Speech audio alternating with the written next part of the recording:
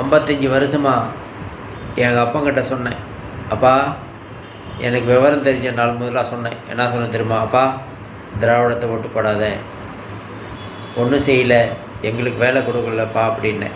எங்கள் அப்பா என்ன தெரியுமா சொன்னான்? டே கருணாநிதி உசுறு, எம்ஜிஆர் உசுறுன்னா மசுறு, ஒன்றா மசுறு, மசுறு ஆகி போச்சு. கடைசியில் எனக்கு வேலை போய் கிடைக்கலையா, நான் வாழ்வாதாரம் இழந்தேன்னா, என் குடும்பத்தில் எல்லாமே முடிஞ்சுதா, என் குழந்தைகளுக்கு படிக்க வைக்கலான்னு பார்த்தா, படிக்க வச்சு ஒரு மாற்று அரசியலில் கொடுக்கலான்னு பார்த்தா, இன்னும் இவனுங்களே ஆட்சி செஞ்சிட்ருக்காங்க.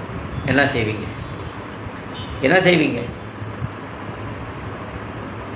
என் குழந்தைக்கு படிக்க வச்சு மாற்று அரசியல் கொடுக்கலாம் அப்படின்னு பார்த்தா, படித்த இளைஞர்களுக்கு வேலை வாய்ப்பு இல்லை, டெய்லி பாலியல் தொல்லை, விவசாய நிலத்தை களவாடுறான், வீடு இடிக்கிறான். போலீஸ் ஸ்டேஷன் போனால் ஏழைக்கு ஒரு சட்டம், பணக்காரன் ஒரு சட்டமாக இருக்குது.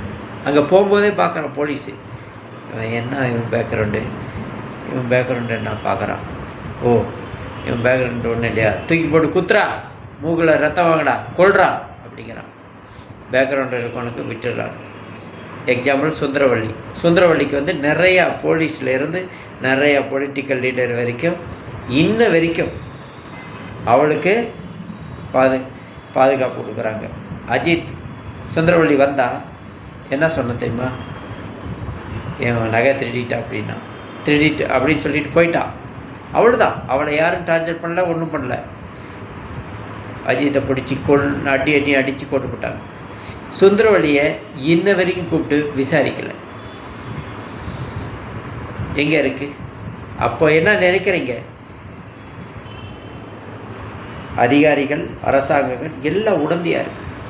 இதுதான் நினைக்க வேண்டும். தனி ஒரு ஏழைக்கு இந்த உலகத்தில் நியாயம் கிடையாது. ஒன்றா, ரெண்டாவது என்ன சொல்ல போகிறோம் தெரியுமா? அதனால் பாலியல் தொல்லை, நம்ம வீட்டு பெண்களுக்கு வாதியாரே பாலியல் தொல்லை பண்ணுறான், ஸ்கூல் வாதியாரே பாலியல் தொல்லை பண்ணுறான். வடக்கில் இருந்து வடக்கிந்திய கொண்டு வரான் கஞ்சா அடித்தா மைண்டு சேஞ்ச் ஆகி கொலை கூட பண்ண செய்யும். அதே மாதிரி சரக்கடித்தா நிதானத்தில் இருப்பான். எது செய்யக்கூடாது? ஒரு நாட்டில் தீங்கான விளைவுகள் யாருமே யூஸ் பண்ணக்கூடாது, ஆனால் கவர்மெண்ட் யூஸ் பண்ணுறது. சாராயம் விற்கலாமா? விற்கக்கூடாது. கஞ்சா வடக்கம் கொண்டாடுறாங்க.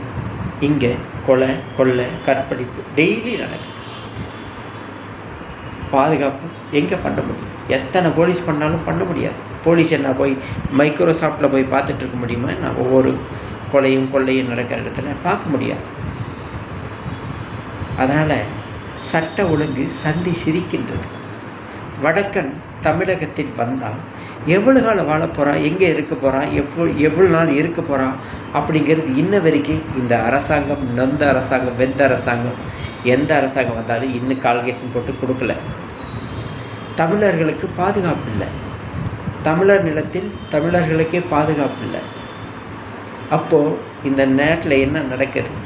தமிழர்களுக்கு பாதுகாப்பு இல்லை. தமிழர்களே நீங்கள் உஷாராக இருங்க. எல்லா பகுதியிலும் வடக்கன் ஊருடி விட்டான். அதனால் நீங்கள் தான் உஷாராக இருக்க வேணும். கொள்ளை கற்பழிப்பு. ஹிந்திக்காரன் வரான், என்ன பண்ணதான் 6 மாதம் 1 வருஷம் நல்லா அழகாக பழகுவான், சிரிப்பான், நல்லா வேலை செய்வான், ஹார்ட் ஒர்க் பண்ணுவான். ஓனர் இங்கே பணம் வச்சுருக்கிறான், என்ன பண்ணிருக்கிறான், ஏது பண்ணுறான், நல்லா நோட் பண்ணுவான். கிடைச்ச உடனே ஓனரை மர்டர் பண்ணிட்டு போயிடுவான், காசு எடுத்துகிட்டு. அதனால் தமிழர்கள் என்ன, நம்ம ஓனர்களை என்ன நினச்சிட்ருக்கோம் தெரியுமா? ஹிந்திக்காரன் வளர்த்துறனா வேலைக்கு வைக்கிறனால நமக்கு நிறைய லாபம் இருக்குதுன்னு நினைக்கிறோம். அது தப்பு. அது மாதிரி நினைக்காதீங்க யாருமே.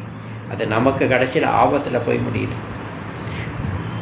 அவன் நல்லா தான் இருப்பான், அருமையாக இருப்பான், நமக்கு ஒரு சந்தேகம் வராத மாதிரி இருப்பான். ஆனால் கடைசியில் நமக்கே பிரச்சனை பண்ணிட்டு போயிடுவான். அதனால் சொந்த நிலத்தில் தமிழருக்கு வேலைக்கு வைங்கன்னு நான் சொல்கிறேன்.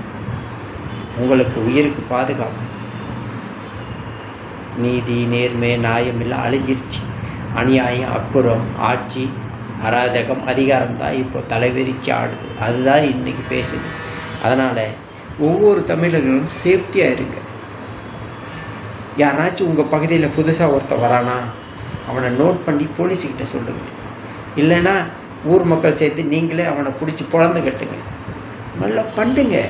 ஏனோ வாழ்ந்தோம், ஏனோ பிறந்தோம், ஏதோ வாழ்ந்தோம் இருக்காதீங்க. தமிழர் உறவுகள், தமிழர் பாதுகாப்பு நலனுக்காக தான் நான் இன்றைக்கி பேசுகிறேன். வெல்லட்டும் தமிழ் தேசியம்.